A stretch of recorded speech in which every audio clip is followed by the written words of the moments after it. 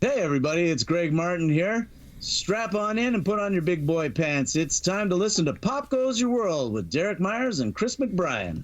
If you haven't already, subscribe on iTunes. And while you're there, please leave us a rating and review. And now it's time for our feature presentation. I'm Chris McBrien, and the pop culture from Generation X is everything to me. And I'm Derek Myers, and I'm here to educate Chris on the great pop culture of today's generation. Episode 322, Enemy of the State Movie Review.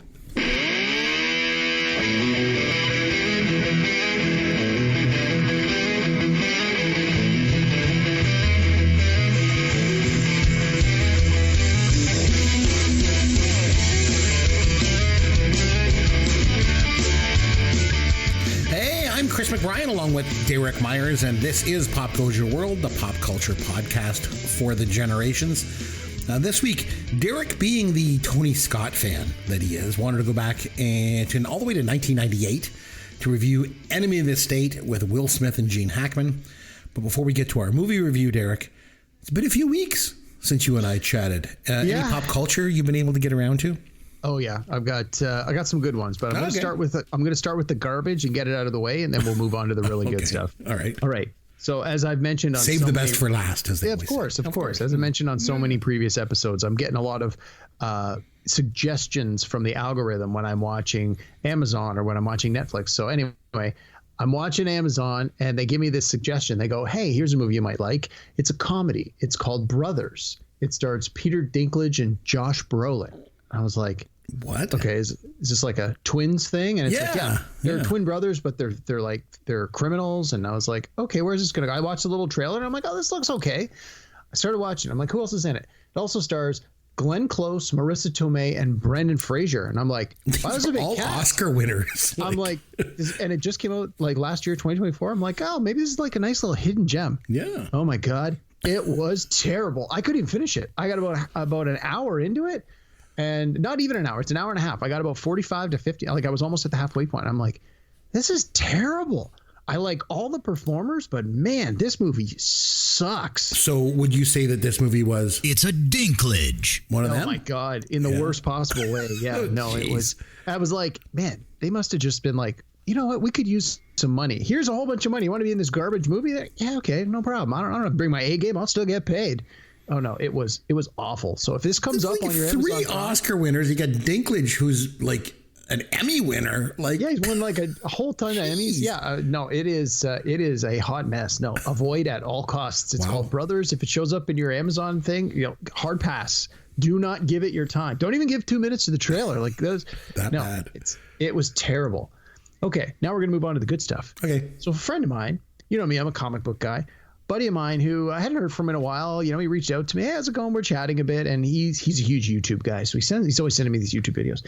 He goes, "Hey, when was the last time you watched the movie The Incredibles?" And I was like, "Oh, it's been a while." And he's like, "Oh, my kids." He's got young kids. He goes, "My kids have started watching." He goes, "I've been watching all these YouTube videos, all the fan things." And he goes, "There's all these like conspiracies about like the backstory of the heroes and like information that people are making assumptions about." And he's like, "But like some of it's like really deep dive hardcore stuff." And I'm like, oh yeah. So he sends me this one, and this guy's talking about like character profiles of all the superheroes that are featured in the Incredible movies, and like what are their powers and what's their power, like almost as if they were in a video game or a role-playing game where it talks about like this character has this power and how these characters have powers that are not discussed in the movie, but you clearly sort of get a sense they have. I'm like, wow, this is like some deep diving dark corner kind of stuff. But anyway, the videos were okay. But then it inspired me to go back and watch The Incredibles because I hadn't seen it in so long. So I was like, okay. And I forgot how much I like it. The Incredibles. Have you seen it, by the way? I have. I think it was years ago. I remember watching it once. Craig T. Nelson provides a voice, doesn't he? Oh, he's Mr. Incredible. Yeah. He does a great job. Yeah. I like Craig T. Nelson. He's incredible at it. Anyway, I watched the first one again. I'd probably seen it a dozen times or more. I really enjoyed that first one, but it had been a while. I'm like, my God, I forgot how good this is. Then I remembered they put out Incredibles 2, which I remember seeing in the theater, and it was like 10 years later. I remember seeing the theater and going, wow, this one was really good too. And that's it. That's the one and only time I ever saw it. So I thought, well, I watched Incredibles. I might as well watch the sequel. Wow. I didn't remember a single thing about the sequel. It was like watching it for the first time, a brand new movie, and it was excellent. Really, like it makes you think good. like it's forgettable or something if you don't remember anything about it. No, I think I don't know. I didn't have it. I didn't know who did the voice. I had to look up half the voice. I'm like, who the hell is it? Oh, it was like this again with cartoons. They have these giant cast of celebrity voices. Craig T. Nelson was back though. Yeah, the original cast of the adults are all. He's back. not working a lot lately, so he's having trouble. He was in Young Sheldon for a couple of seasons. Okay. Yeah, dating the grandma. Anyway, so I got a chance to revisit The Incredibles and The Incredibles 2, and they're both outstanding. So if you haven't seen them or you haven't seen them in a while, do yourself a favor. Go back and watch these movies. They're great. They really hold up. And in the day and age of the Marvel superhero movie where, you've got all these giant MCU movies, you forget that, the things that makes some of those superhero movies as good as they are, it's great storytelling. And these incredible movies have great storytelling, fantastic characters. They just did a great job all around. So can't hype this one enough. You really like superhero movies. I do. What about you? You're not as big a fan of the MCU, are you? Well, I like this.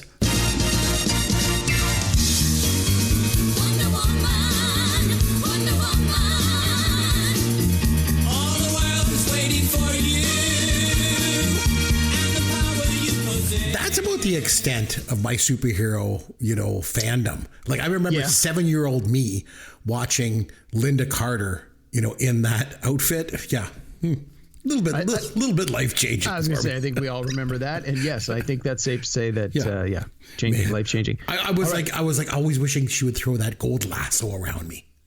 So there's a funny Dave Chappelle sketch where he talks about that. And he goes, "That gold lasso forces you to tell the truth. That's the worst thing ever." He goes, "All she's going to do is throw it around some bad guy and then say, 'Tell me the truth,' and he's going to go, 'Wow, Wonder Woman, you got some great.'" Oh, jeez. You might have to bleep that part out. Yeah. Anyway, the last thing I want to mention is I had a chance to read a book this week, I guess listen to it through Audible. A friend of mine recommended it, and the book is called Dungeon Crawler Carl. The main character's name is Carl, so Dungeon Crawler Carl. You like listening to books. Let me just read you the 2-sentence synopsis here from Wikipedia. So it says it's a series of books. So it says this series follows Carl, a veteran, and follows Carl, who is a veteran, and Princess Donut, his ex-girlfriend's cat, as they are forced to participate in a deadly intergalactic game show where Earth has been transformed into a massive dungeon crawl. And the tagline is, "The apocalypse will be televised." And part of the fun of this is that when the thing starts, like in chapter 1, everyone sort of gets transported into the game. You only have what you have with you. So the guy had run out in the middle of the night to get the cat who had jumped out the window, and he had been asleep in nothing but his boxers. So he threw on his winter coat and his girlfriend's Crocs that barely fit him, and he runs out to grab the cat named Donut, and then he gets transported. So for the running gag of the book is that he's just wearing boxer shorts, and the Crocs don't fit, so he gets rid of them right away, and he's running around in his bare feet. But no, it's really good. It was just finished the first one today. It's fantastic. There's 6 or 7 in the series, and one of the reasons that my friend prompted me to listen to this book was Seth MacFarlane of Family Guy fame. His production company has purchased the rights to this series and is going to be turning it into a television series. And more than likely it will be animated, just given the ridiculousness of how this comes together. But the book is great. Solid A+. It's got a lot of humor. It's got a lot of pop culture. It's got a lot of action. And the characters, the 2 main characters, Carl, the human, and the cat, Princess Donut. A little bit of a spoiler, in like the 3rd or 4th chapter, Princess Donut finds a magic thing that lets her talk. And so that provides a lot of the humor, the fact that the cat can talk and has like a very distinct attitude. And as a not cat person, I was worried that it was going to turn me off, but no, she actually added to the story. So if you're looking for something interesting to read or listen to, the first book is called Dungeon Crawler Carl, and the author's name is Matt Dinniman. And like I said, it's going to be turned into a Matt Dinniman, not to be confused with Matt Damon. Not to be confused with that guy. Right. Yeah. Yep. And then one last thing. Oh, I just want to say, so you mentioned the tagline of the book or whatever was, the apocalypse will be televised? Will be televised. So normally it's the apocalypse will not be televised is popular thing. I was gonna say, yeah, that was striking a chord with me. That sounds familiar. So that's been it's a play on that. But. Yeah. And then finally, we are recording this on the last day of April, which means tomorrow is the first day of May. It is. Well, my wife had a special promo email to her that was to get 3 free months of Apple TV if you signed up for a certain thing before the end of April. Oh, you got to take advantage of that. So this afternoon, she signed up for it. So starting tomorrow, I got 3 months of Apple TV. So on our very next episode, all the things I'm going to talk about at the beginning are going to be all the things on Apple TV that I've been wanting to watch and have not had a chance to. So, that's where we're going with that. So just a heads up. Very, very cool. So I'm glad that you mentioned Apple TV, and kind of a little segue into my little bit. I have Apple TV Plus, and we were watching it recently. There's a new series on there. So the series you want to watch is called The Studio. So I started watching this. Seth Rogen? It's with Seth Rogen. And so the idea is, and with, I'm not going to spoil anything for you, honestly. I'm just going to set this up. Mm-hmm. He basically takes over as studio head of like this, fictitious studio in Hollywood. And the very first episode has got Martin Scorsese in it. And so he takes over the head of the studio, and then his boss is like Bryan Cranston, and he's like nuts. And he calls him into the office, and he's like, listen, Barbie was a huge movie because it was built on an intellectual property that everyone knows. So we've bought the rights to one too.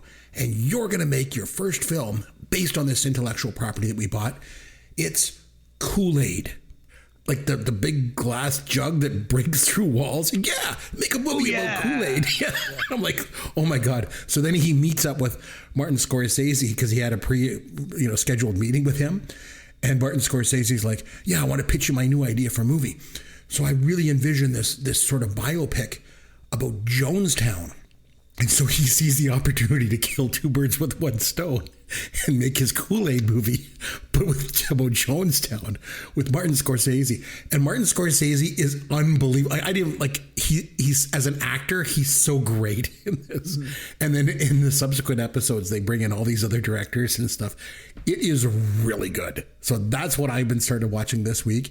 My wife is like, what are you doing laughing? I'm laughing my head off watching this show. It's so funny. And they're doing like all these like long one shots. I don't know how they do it with drones and moving the camera around and stuff. Oh, it's outstanding. It's really, really, really, really, really good. So when you get your Apple Plus free 3-month membership, watch The Studio. It's outstanding. That's my advice for you this week. Well, it's funny you bring that up because the person who recommended I read Dungeon Crawler Carl in the same text told me I should watch that show that you just mentioned. Oh, it's so good. It is so good.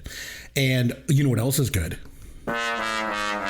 Here's your dad joke of the week. Derek, how do you cancel your appointment at the sperm bank? Oh boy, I can think of some dirty ones, but we don't have to bleep the punchline. I don't know, Chris. How do you? Just tell them that you can't come. I think we have to just beat off that joke. Beat it off with a stick. Get rid of it. Good God. Know what I'm saying? I can't wait to go home and watch Shrek 2 tonight. Know what I'm saying? Really? That's all you were thinking about the whole movie? Know what I'm saying? Know what I'm saying? It was fine. If you don't feed the dogs, you're going to die. Know what I'm saying? Oh my God. Oh man, I got to leave for work or I'm going to be late. Know what I'm saying? Yeah! Okay, Derek, I got a joke for you. Know what I'm saying? Oh my God, I forgot how good this was. Know what I'm saying? All right, this week, Derek, you wanted us to go back and watch Enemy of the State. And you previously had us watch and review Crimson Tide. And yes. I feel like you were mentioning you got the wrong Tony Scott movie starring Gene Hackman and you wanted to do like a do-over. Is that correct? Is that how we're setting this up? Yeah. So for those who maybe didn't listen to the last episode, we reviewed Crimson Tide. And I said part of the reason I wanted Crimson Tide was Gene Hackman recently passed away and he's getting a lot of hype on the podcast I listened to. And I thought, I'm going to revisit a couple of his movies because it's been a while. And I ended up narrowing it down to Enemy of the State and Crimson Tide. And I essentially at the last second went, let's do Crimson Tide because I figured that's a more popular movie that more people have probably seen. We might get more people to listen to the podcast because they are more familiar with that movie. Then we watched it and I was like, this movie's just okay. And I kind of felt disappointed that I didn't get that we didn't watch Enemy of the State because I figured it probably was a better movie. So I wanted a do-over. I wanted us to do another Tony Scott, Gene Hackman movie with Enemy of the State. And boy, oh boy, am I glad we did this do-over. This movie was great. I really, really liked it. I remembered enjoying it when I saw it. And I remember seeing it maybe a year or two later on video or probably on DVD when it came out. But I haven't seen it in 25 years. And so, again, just like I was saying with The Incredibles 2, a lot of this movie was brand new to me. I didn't remember a lot. I remember the broad strokes, and there's certain scenes that I remember from like the trailer and stuff. And between the huge cast, like the number of people in this movie, I'm like, oh my God, like we'll talk about it in more detail, but the huge cast, many of whom were not famous when this movie was made, but have gone on to have like real careers. And a couple of people have gone on to win Oscars, and just the topic, the idea that, you know, the government is listening and that they can get away with whatever they want because they have all the power. Like just some of the themes and topics in this are as relevant today as they were in the late 90s. In the late 90s, a lot of it was probably like, oh, this is conspiracy. But like now, a lot of the stuff you watch and you go, geez, man, were they ever right about so much of this stuff? So I really enjoyed going back to revisit this movie. I don't remember if you said if you had ever seen it before. I know it's a little on the long side, but what did you think of it? Had you seen it before? And what were your first impressions? I had never seen it, so it was a first time viewing for me. I thought it was really good, and definitely agree with you. It was definitely better than Crimson Tide, which was just okay for me. You know? Yeah, same. I thought this one was a lot better. It's a bit long, to be honest. Runtime's just under 2.5 hours. It's pretty long.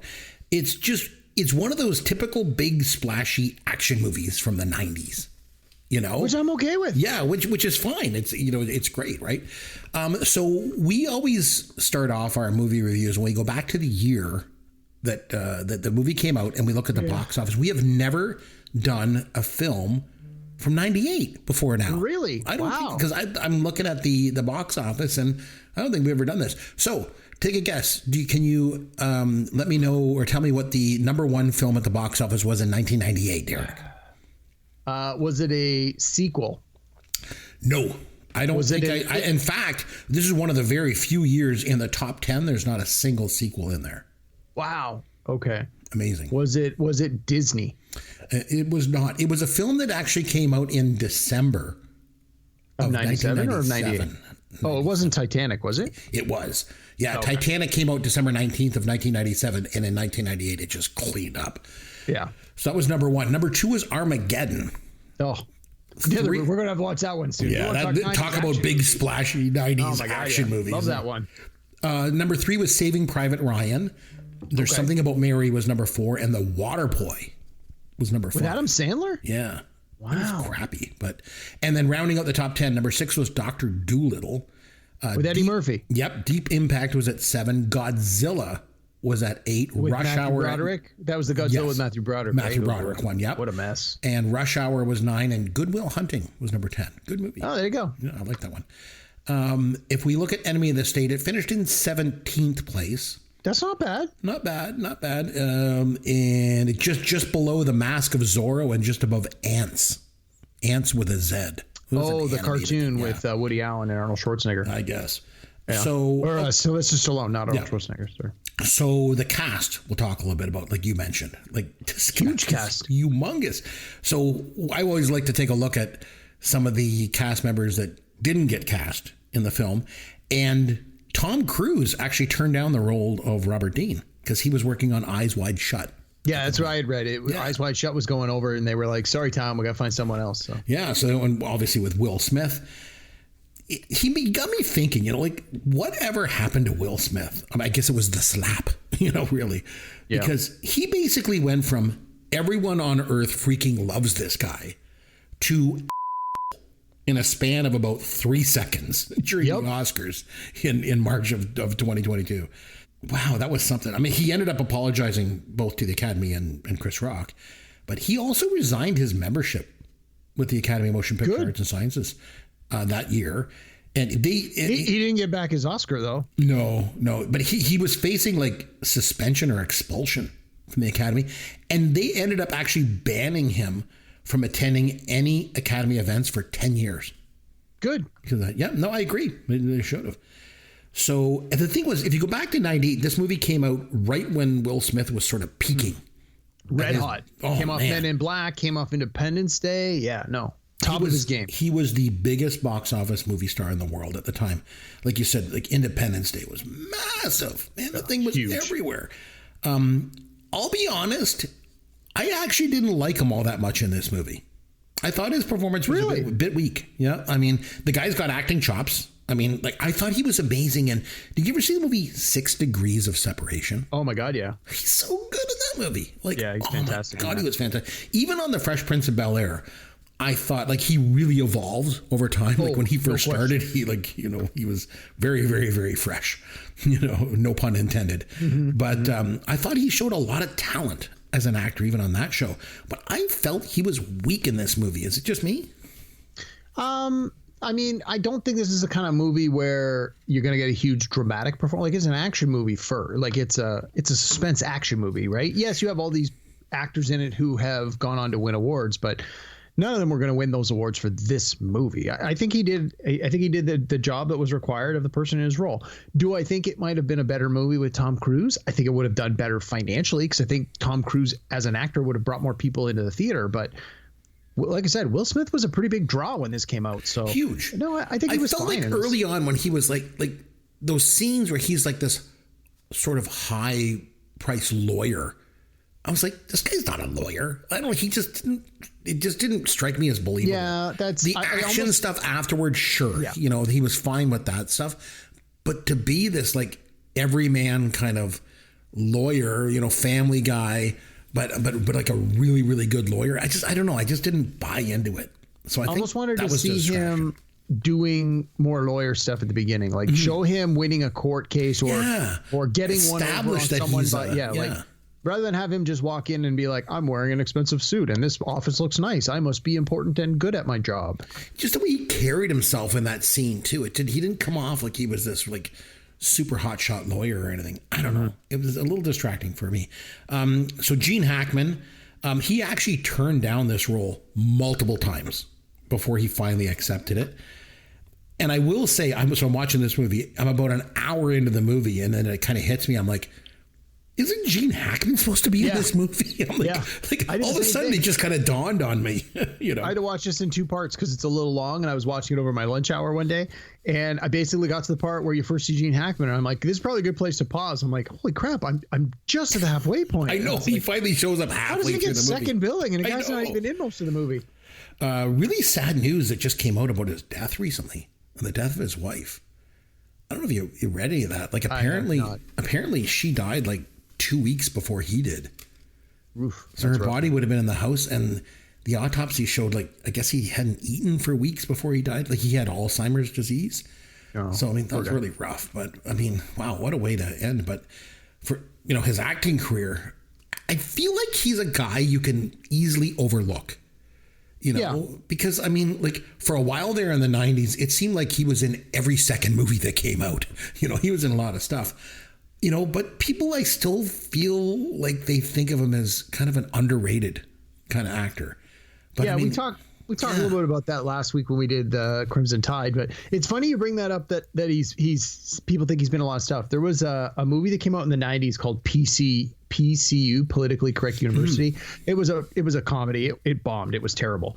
But there was a guy, one of the I always remember this, such a bizarre reference. There was a character in that movie, and his thesis was that at any given time in the 90s, if you had cable and you cycled around the box, you could always find a movie with Gene Hackman or Michael Caine without question. Yep. And through the entire movie, every time you would see this guy be watching TV and then he'd flip channels, he'd be like, okay, that one's Michael Caine. And what made the joke so memorable to me is he was so right. Oh, yeah. For so many years, you'd flick around and go, oh, there's Michael Caine on TV again. Oh, there's Gene Hackman again. And it was like, it was a throwaway gag from a terrible movie that just always stuck with me. And every time from that moment on, anytime I saw a movie with Gene Hackman or Michael Caine, I'm like, oh, here they are again. Yeah, that guy's still correct. So. And he definitely is not wrong. Michael Caine made a lot of movies too for a while there. So in this movie, I thought it was interesting, the casting of those 3 communication guys. Jack Black, Seth Green, Jamie Kennedy. Yeah. So Jack Black, one of his first film roles, he did a lot of TV sort of spots when he was getting started. And then he did like some really small parts in movies. But this was one of his first roles where he had like a lot of lines, you know. And then, because after this, he did High Fidelity in 2000 and Shallow Hal in 2001. So that's when he kind of, you know, he had a really good part in High Fidelity. He wasn't in it a lot, but he had some key scenes that were quite memorable. Yeah. And then Seth Green was actually uncredited in this movie. Mm-hmm. And he was just coming off the first Austin Powers movie the year before. So he was, you know, pretty well known. I think he was probably, by that point, he was probably in the Buffy TV series. Yes. And he even did some things back in the 80s. I don't know if you remember. He was Patrick Dempsey's little brother in Can't Buy Me Love. Right. Remember that? Right, Chips, Dips, and Dorks. Like, yeah. He was pretty funny. Jamie Kennedy, he had already, when this movie came out, he'd already done 2 Scream movies. Yeah, I was going to say he was in Scream. Yeah. So, you know, I never liked that guy. Yeah, I was never a big fan of his, but he ended up having a big following on MTV. They gave him some reality shows and stuff, and like he always rubbed me the wrong way. I don't know. Yeah, I don't know. I always got a vibe off of him that was kind of creepy. I don't know, something about him. I agree. I absolutely agree. Lisa Bonet, I thought was interesting because she didn't really do all that much outside of the Cosby Show, you know. And when I always felt like when she was Denise Huxtable, I always thought she looked like a homeless person when she was on that show. I don't know. There was something about her. But man, oh man, she is absolutely drop dead beautiful in this movie. She's a super smoke show in this movie. Oh my God. She's not in it that much, but man, when you see her in the restaurant, you're like, oh my God, she's beautiful. She is like one of the most beautiful women I've ever seen in my life. Cannot act a lick though. Like, I mean, I don't think she's much of an actress at all. Even in this, I thought she was not very good. John Voight is another one I want to mention. Well, hang on. Sorry. You go from Lisa Bonet. I think we have to immediately go to Regina King, who plays Will Smith's wife in this. Right. Again, not in it that much. You know, has a couple of scenes, nothing crazy, but I mean, after like she was a steady worker. She had a ton of movies, tons of TV show credits, and it's like, but in the last, 10 years or so, she's really come into her own. She won an Oscar. She won an Emmy. Like she is, one of the top performers now. But so it's always interesting to go back to these movies and see someone who is so talented and they don't really give her a lot to do, right? She's like the crying housewife. Oh my God, you cheated on me. Boo hoo. What's going on? And it's like, she's kind of overqualified, but I mean, I guess you got to take the roles when you can get them. So I agree. It was nice to see her in this. It would have been nice to see her do more in it if they could have given her more for her part. I mean, obviously the part is designed to not be a big part, but yeah, it was certainly, and she looked good in this one too. No, I agree. And unlike Lisa Bonet, she's a really good actress. Her scenes with Will Smith, even like when she is a good actress. I mean, wow. She was a standout, I thought, in this, in a small role. She won Best Supporting Actress in 2018 for If Beale Street Could Talk. And she was in Ray. And she was in How Stella Got Her Groove Back and Jerry Maguire. Her first film role was a small part in Boys in the Hood. Right. Will Smith was actually considered for the role of Trey Styles in Boys in the Hood. He turned it down because he got Fresh Prince of Bel-Air. So, and she was also, Regina King was on The Big Bang Theory for 6 episodes. Remember, she was like the HR manager at the university. Yeah. Okay, so I want to talk about John Voight. Mr. John Voight. He's playing this corrupt government official.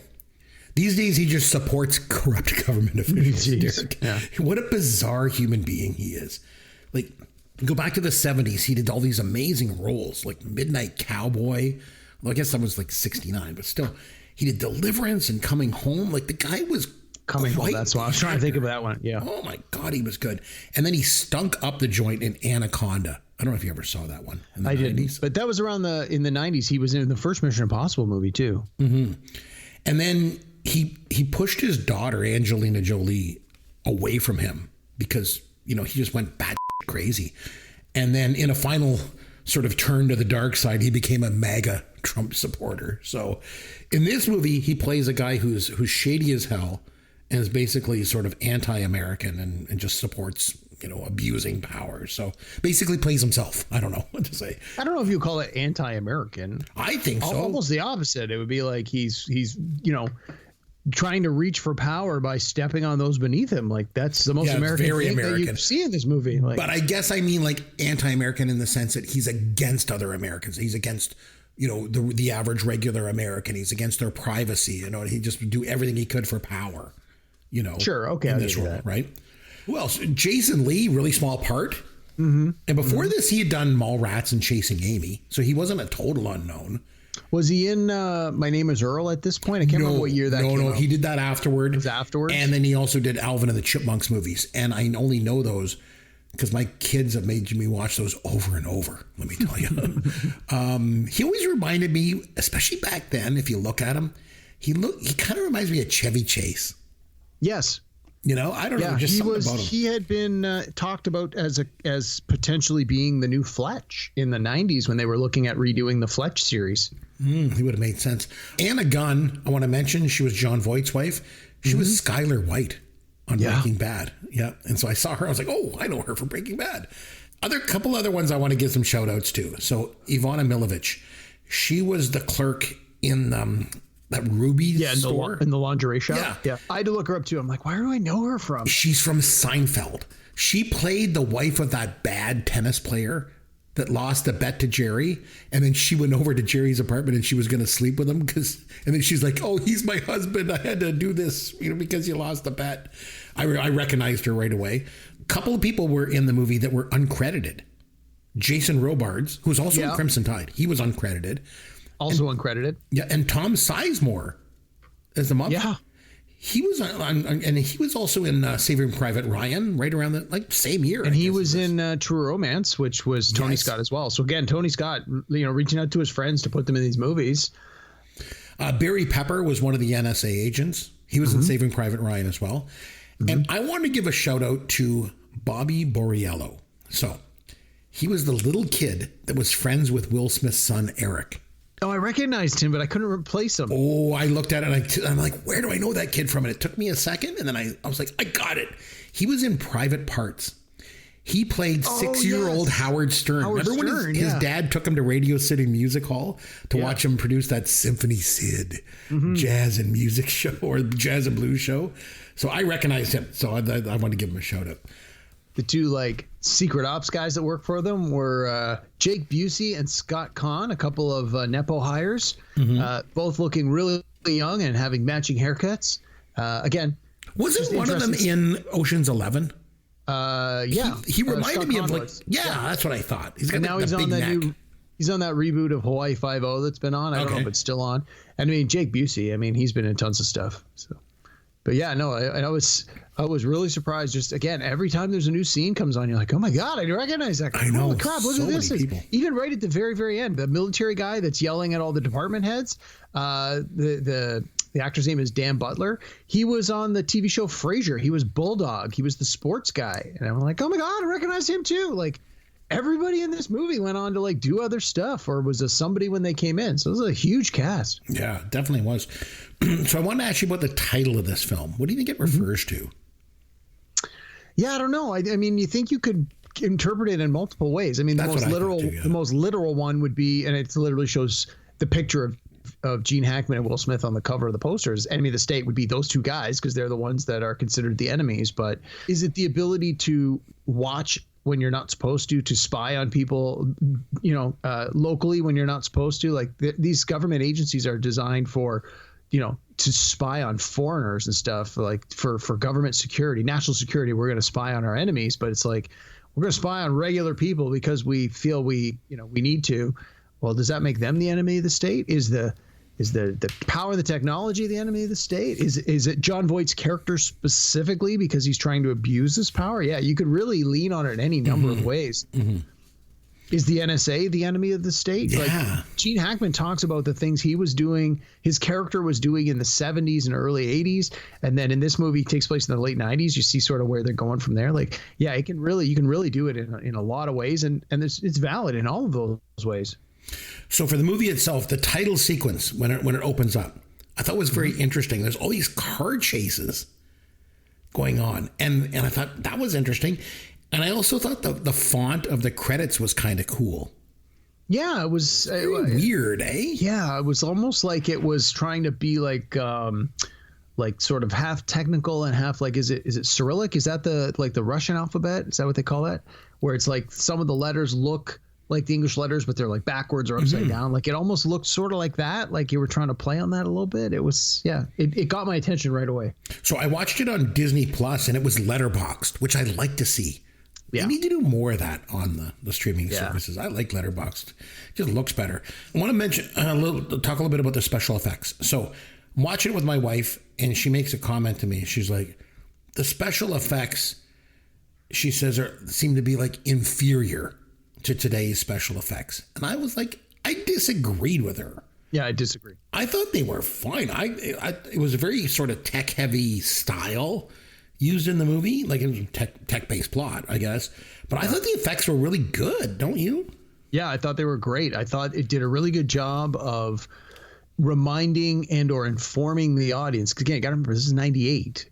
This is sort of like pre-internet or just as the internet's coming on. And it's like, this is what surveillance would have looked like. These are the kinds of things that people believe that surveillance would look like. So I think they do a good job of really grounding it in that time frame. Like I think if they were to remake this movie today, she your wife would be right. The special effects would be very different because our ability, the technology we have and the things we can do with it are so much more advanced. But I think for a 98 movie, like I thought it was great. I thought it did exactly what I expected it to do. You get all those aerial shots from the satellite of the overheads where they're tracking people and they're tracking cars. Like I loved it. I'm like, perfect. I believe the three guys in a van, this is what they would have at their disposal. And I think, just like you said, that Tony Scott does a good job of kind of like with the editing and the shots, and it's got fast-paced editing and kind of like that just sort of feeds into the overall feel and style of the film. I thought it was really good. You talk about the tech. The movie's all about tech and the government using tech to spy on people. I love how it's 90s tech, though. Because there's like lots of VHS tapes and floppy disks and things like that. So I thought that was pretty cool. I was thinking that too. I'm like, this movie, if made today, you wouldn't have to worry about one copy of a removable media. It would be like, okay, it's a digital copy that's been sent out on the internet. It's been copied a million times. Like the problem, you can't put the genie back in the bottle at that point. It's out there. Yeah, because like Jason Lee discovers his like bird watching camera has captured the murder. So he takes out the floppy disk, starts running away from the bad guys. These days, it'd just be on his phone. It'd be on, you just upload it to YouTube. It'd be like no chase, no movie. John Voight just goes to jail, the end. Like that's it. I liked how Gene Hackman uses tech to stay one step ahead of the NSA agents when they come to his warehouse. Yeah. I thought that was kind of cool. I thought that was pretty good. And then when he blows up the thing, that was quite the explosion. The whole top floor collapsed down. That was pretty cool.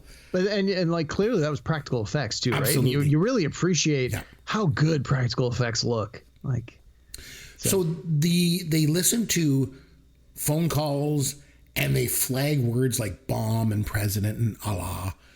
And then great, thanks. Now they're going to flag our podcast. Oh, there we go. Oh, we're in trouble. Yeah. So then they were saying that then they get flagged and then the calls get analyzed later. Do you think that actually happened? 100%. You think it does happen even now? I have every reason to believe that happened then and happens now, and I think it just happens now more and more frequently and with greater ease because the tools are so much better. Call me a conspiracy theorist if you want, but I absolutely believe that happens. Interesting. And I don't necessarily have a huge problem with it. I mean, yes, the intrusion of your privacy thing is a problem for sure, but to his point, if it's keywords used in a certain way over a certain amount of time from certain people over and over again, like if you're gonna it's like though they say at one point they're like, oh well, we only want to spy on the bad guys. She says like, well, how do we figure out who the bad guys are? Well, this is how, like this, and you would hope that if there is such a tool and that is how it works, and there is an analysis happening, that after the analysis is completed and it's been deemed that these are just regular people recording a podcast and it's not relevant, that it's dismissed and deleted. Like that's always the other end of this is you collect massive amounts of data. What happens with it? What happens to anything deemed irrelevant? Does it stay in the archive? Can you use it for other things down the road, or is it dismissed and deleted? That's more where my personal concerns lie. But yeah, because at one point, like Gene Hackman was talking about it, how they sort of scrub those calls for those keywords and they analyze, and he's like, that was 20 years ago, So back then it was like that was like in the 70s. Yeah. So at this point, when this movie takes place, it was way more advanced. That was his point. So yeah, I don't know if they still do that or like I don't know. Who knows? Yeah. I mean, I know that my phone is clearly listening to me all the time because I will. Oh, no question. I'll talk to my wife about something and then all of a sudden I'll go see an ad on my phone. I'm like, I just talked about that, which I can understand. They're using it for sort of commercial reasons. They want to try and sell you stuff. But yeah, is the government listening? Like, I don't know. Why would they not? What makes you think Amazon is the only one listening? Mm-hmm.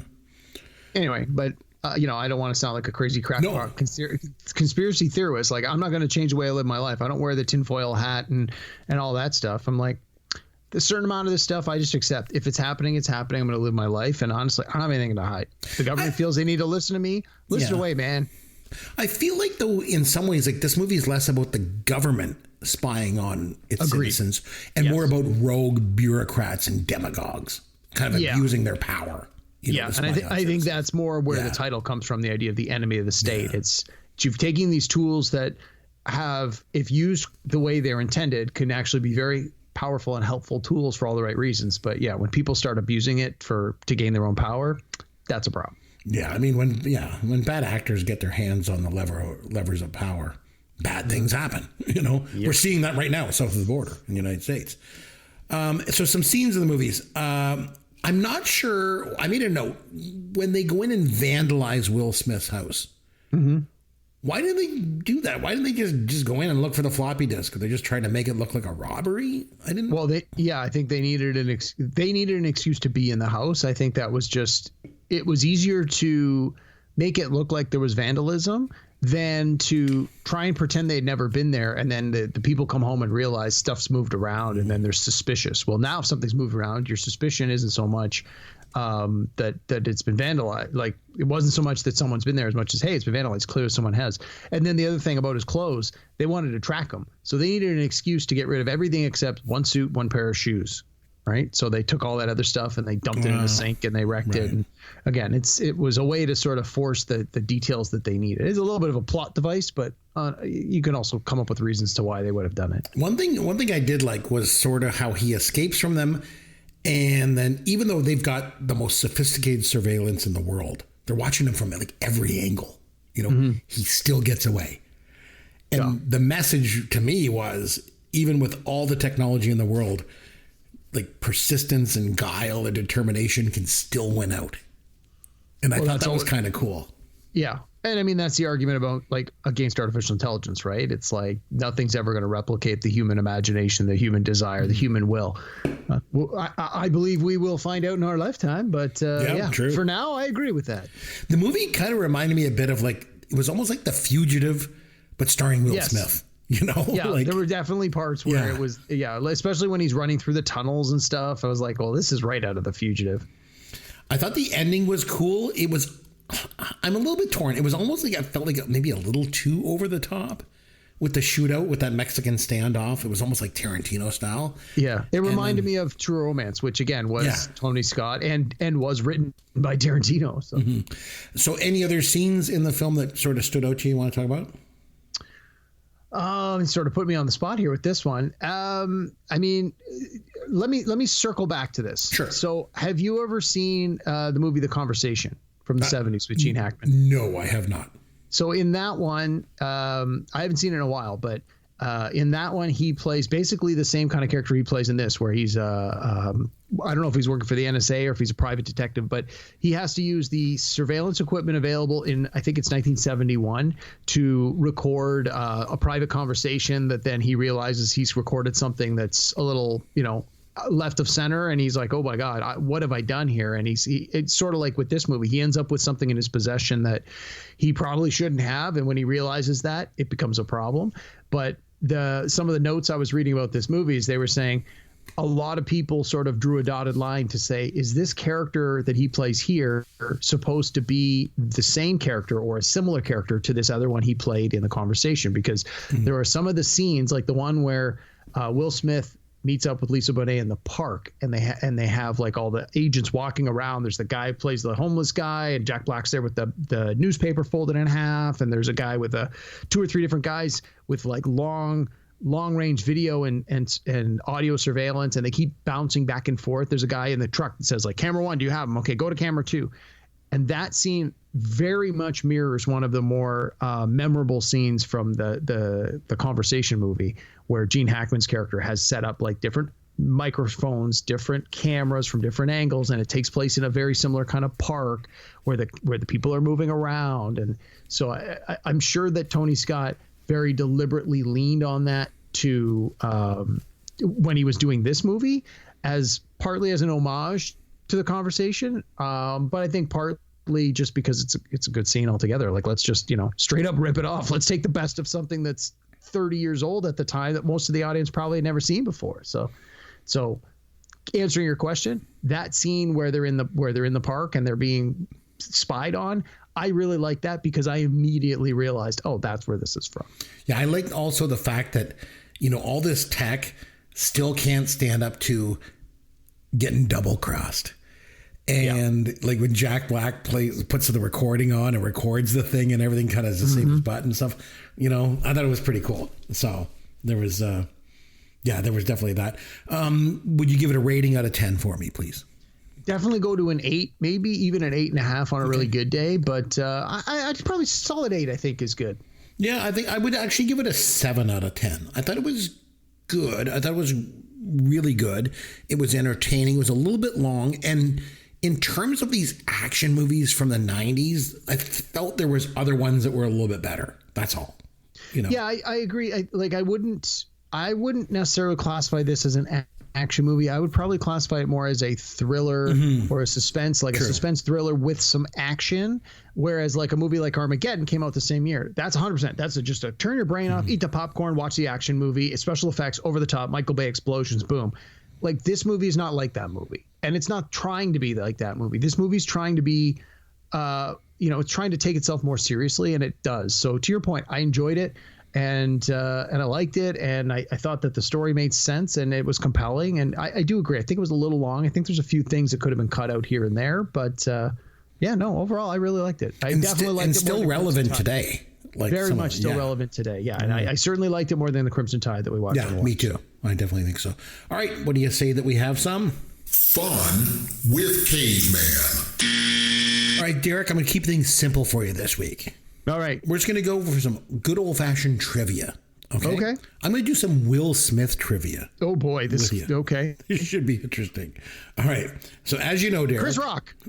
Sorry, your first question isn't who do you slap in the face? No.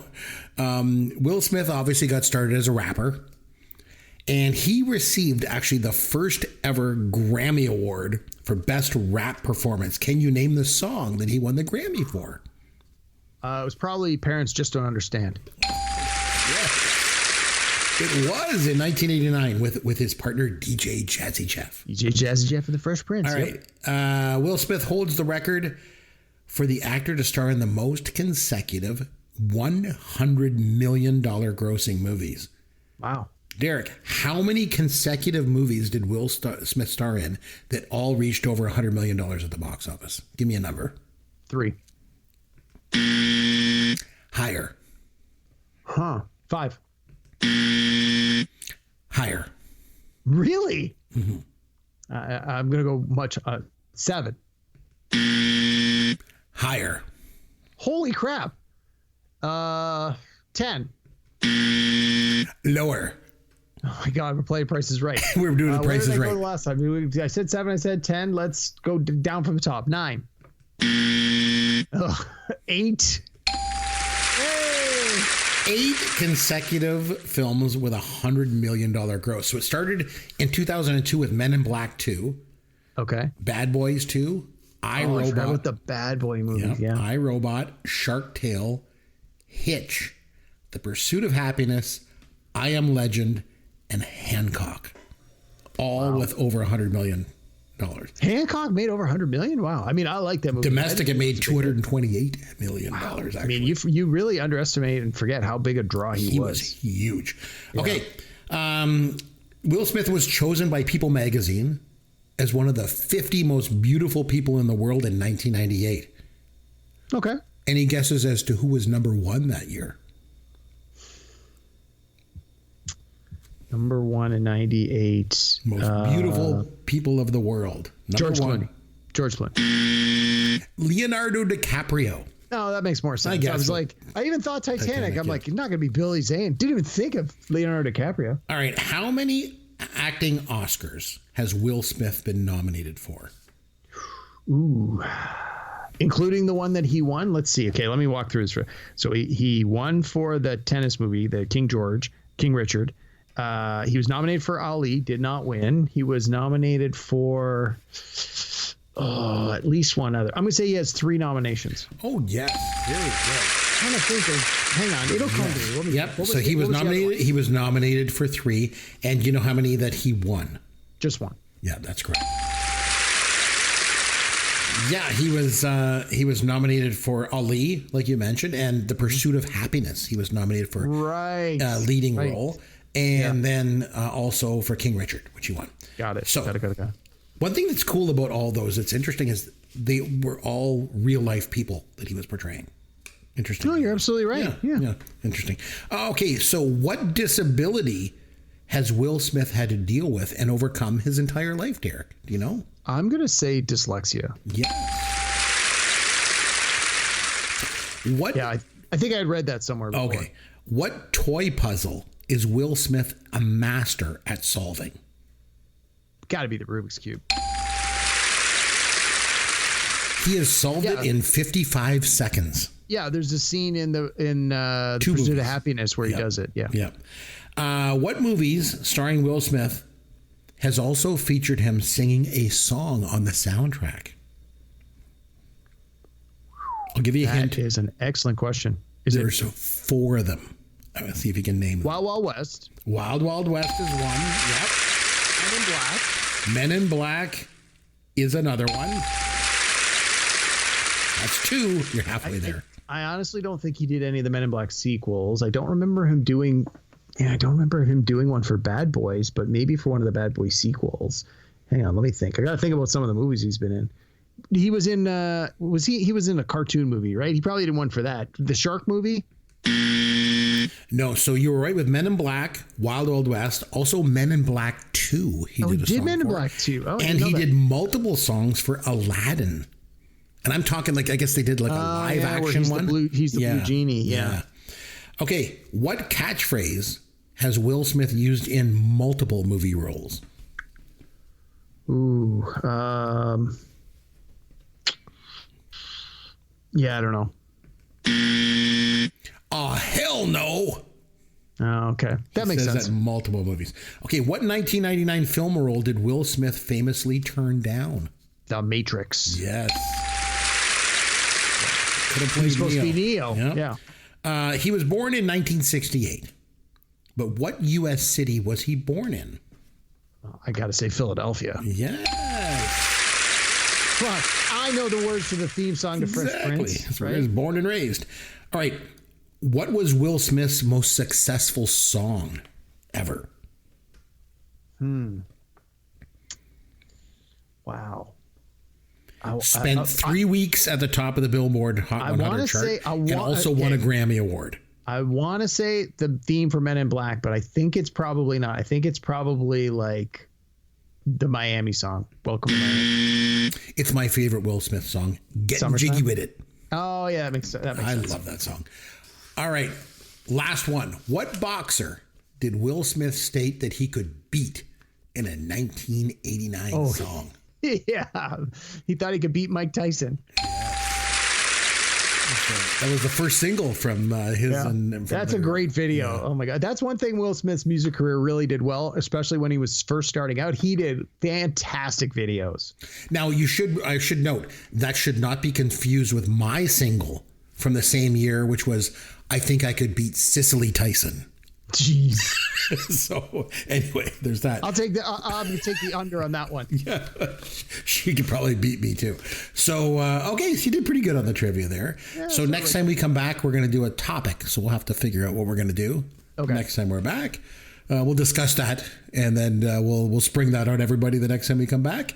And until then, I'm Chris McBrien on behalf of myself and Derek Myers and our producer Sloth. We all want to say thanks very much for listening to Pop Goes Your World, the pop culture podcast for the generations.